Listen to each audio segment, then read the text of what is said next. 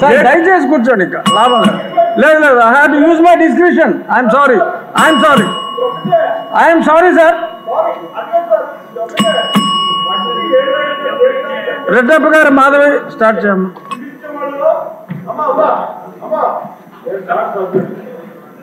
మీరు senior most సభ్యులు sir. First time ఎమ్మెల్యేలకు అవకాశం ఇవ్వరా? ఏంటి ఇది? కూర్చోండి సార్. మీరు ఒకటి చెప్తారు. ధన్యవాదాలు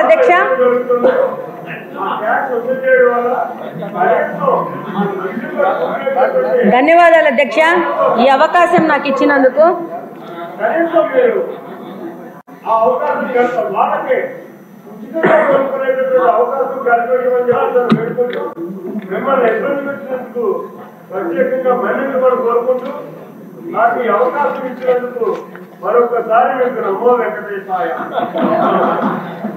ధన్యవాదాలు అధ్యక్ష.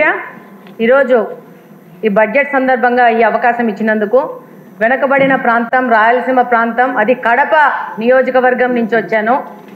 ఈరోజు కడప అంటే చారిత్రాత్మకంగా వెంకటేశ్వర స్వామి తొలి గడప కడప నుంచి వచ్చాను. విపరీతమైన మినరల్ రిసోర్సెస్ ఉన్న ప్రాంతం నుంచి వచ్చాను. కానీ మా నియోజకవర్గానికి మంచినీళ్ళు లేని పరిస్థితిలో మేము చాలా కొట్టుమిట్టాడుతూ ఉన్నాము. దాదాపు బ్రిటిషర్స్ కాలంలోనే మాకు ఎయిర్పోర్ట్ ఉంది, ఎయిర్ బేస్ ఉంది. అప్పుడే డెవలప్ అయిన కడప నియోజకవర్గానికి ఈ రోజు పరిస్థితి ఏంటంటే, మాధవి గారు ఇది బడ్జెట్ మీద డిస్కషన్ చెప్తాను అట్లే. మీ సమస్యకి మళ్ళీ టైం దొరుకుతుంది. మీ నీటి సమస్యకి కొంచెం చెప్పండి. నేను కొంచెం చెప్తాను అధ్యక్ష. ఈరోజు దాదాపు 164 స్క్వేర్ కిలోమీటర్స్ విస్తీర్ణం ఉన్న కడపలో దాదాపు ఈరోజు 5 లక్షల జనాభా ఉంది.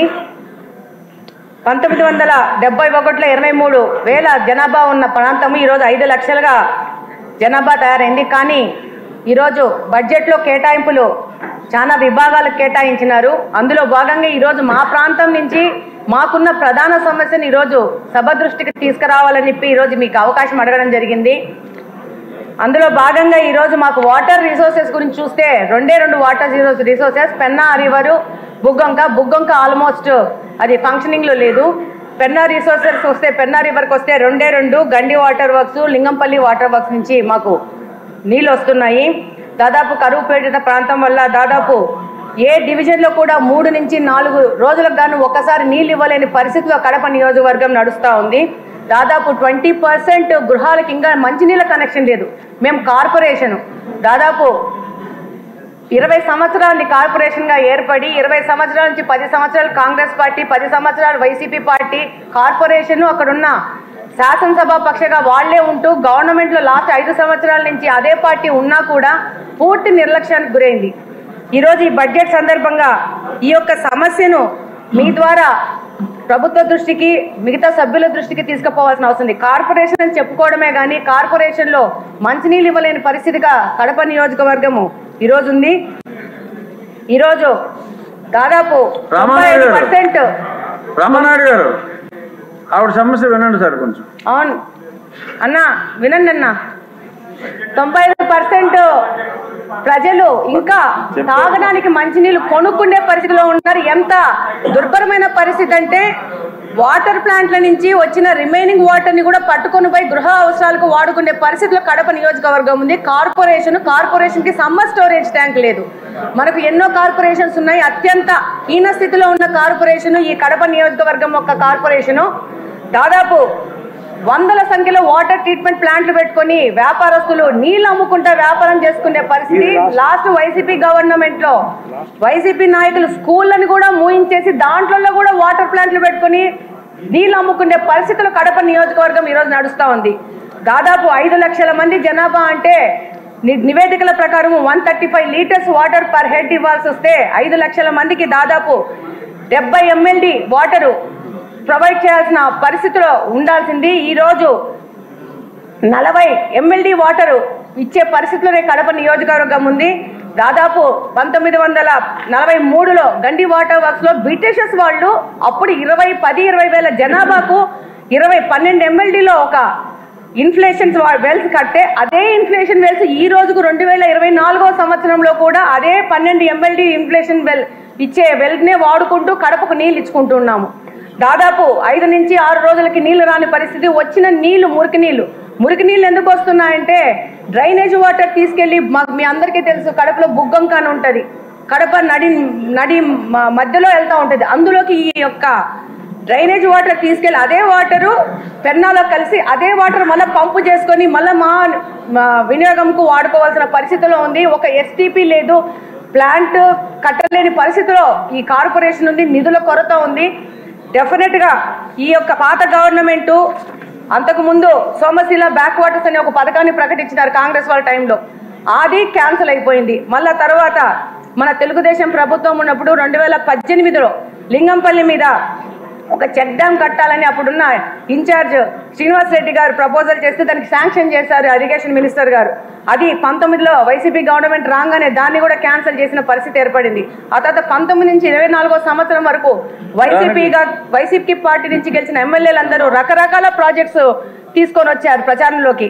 అందులో భాగంగా GNS దయచేసి కూర్చోండి, లాభం లేదు. I have to use my description. I'm sorry sir. Reddappa గారు మాధవి స్టార్ట్ చేయమ్మా.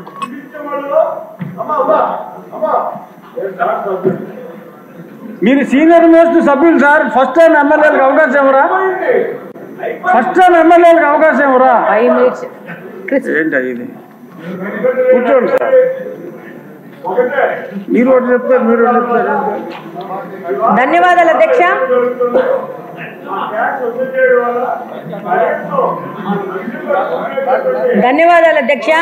ఈ అవకాశం నాకు ఇచ్చినందుకు.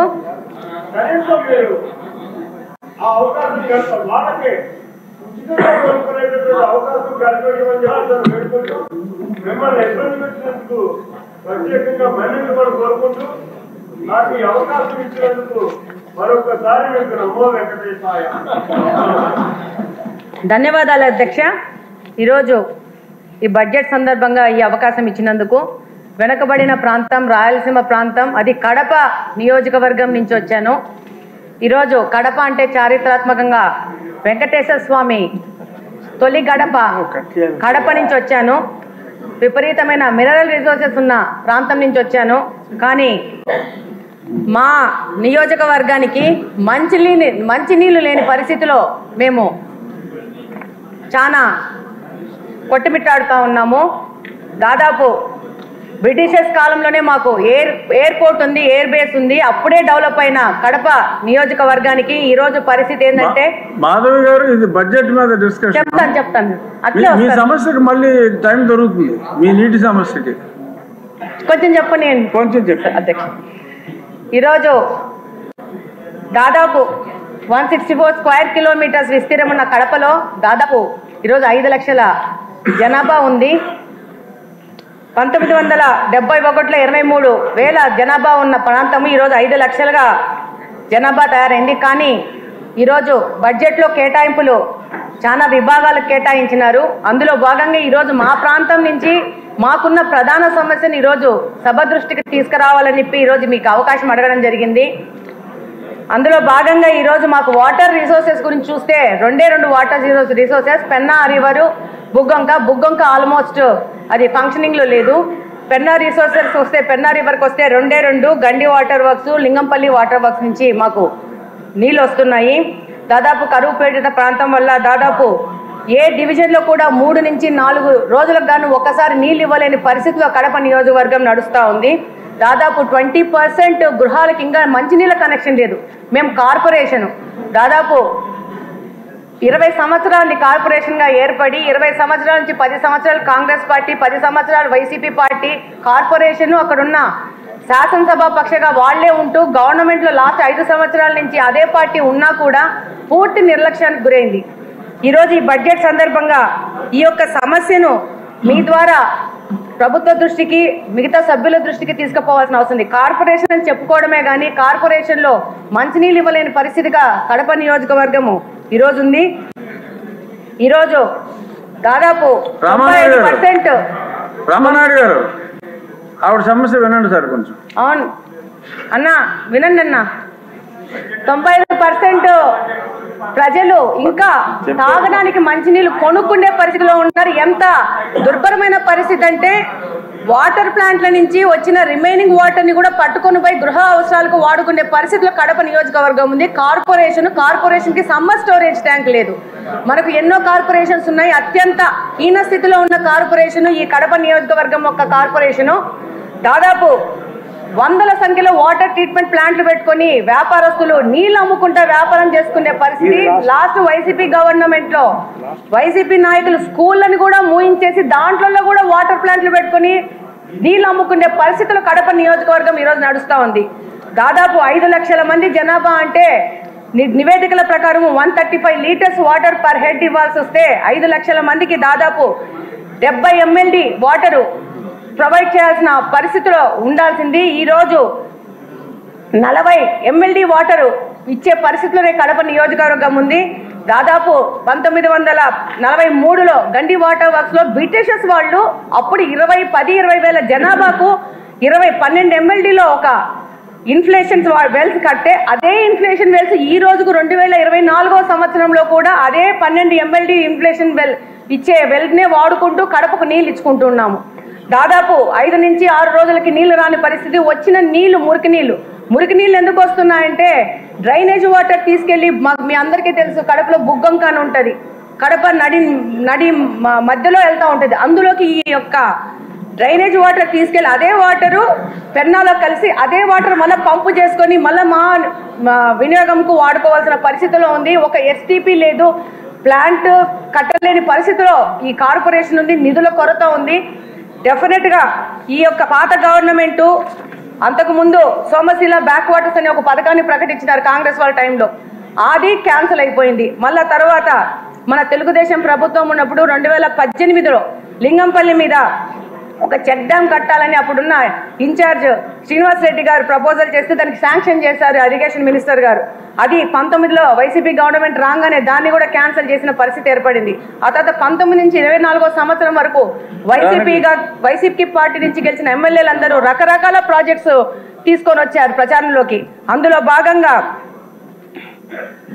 GNSS ఎర్ర చెరువు